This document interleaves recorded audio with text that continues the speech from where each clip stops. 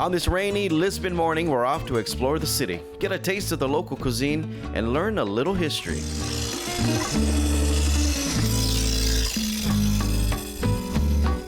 Welcome to our country. I'll just kind of run you down through a little bit of the history, I suppose, the initial one. We're in Lisbon, which is not necessarily the starting point of our history. We actually go back a long time ago, to the 12th century. And this is, honestly, if it was made into a series, a TV series, it could be as good as Game of Thrones, I gotta be honest, okay? There's a lot of disputes here. The Pope finally acclaims Portugal as a country in the 5th of October of 1143.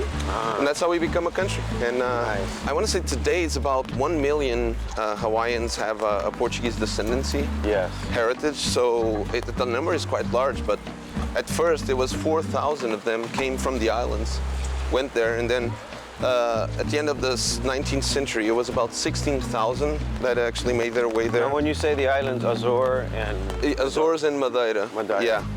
Yeah, the two major island groups we have in our country, and yeah. And the plantations is kind of interesting too, because a lot of the lunas or the bosses were Portuguese. Right. You know, there's other things, like there's this very famous musician, his name was João, probably John in English. Yeah. And, you know, he brought the first cavaquinho to Hawaii, which today you call a ukulele. Yes, the ukulele. I'm safe. Careful, you guys. Be careful, okay? Limestone was really not made for the rain, I gotta be honest. We're gonna go and have some good food, okay? Now is a good time. We need to replenish our energy, right? Yeah. We just came down a bunch of stairs, so it's gonna be nice for us.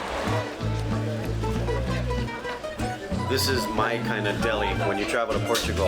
They got the pata negra, which is the black pork. They make amazing prosciutto out of this. I wish you could smell it, but they have all the different cheeses. Trying some goat cheese today. We're trying some sheep cheese. If you haven't tried it, you gotta try it. That jam is made with sweet onion. It sounds kind of weird for a jam, but it's incredible. This chapel is quite old, originally dating to the 13th century. This used to be the church of, again, was related to the Inquisition. So this is where people were prosecuted. It's gone through all these catastrophes, including a recent fire in 1959, and so it's kind of a heavy one. The locals believe that it's a bit of a cursed kind of church. This is a bacalhau version.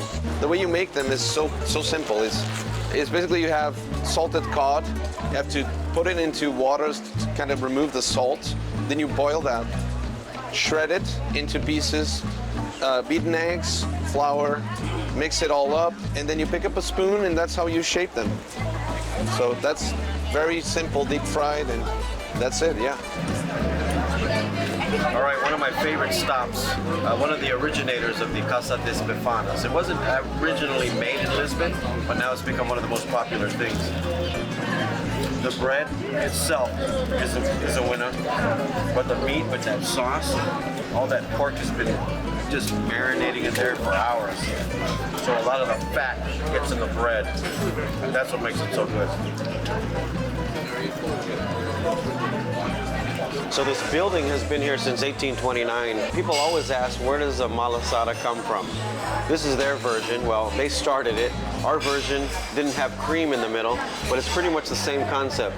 Sugar on the outside and a donut. Tastes just like a malasada with cream. Very good.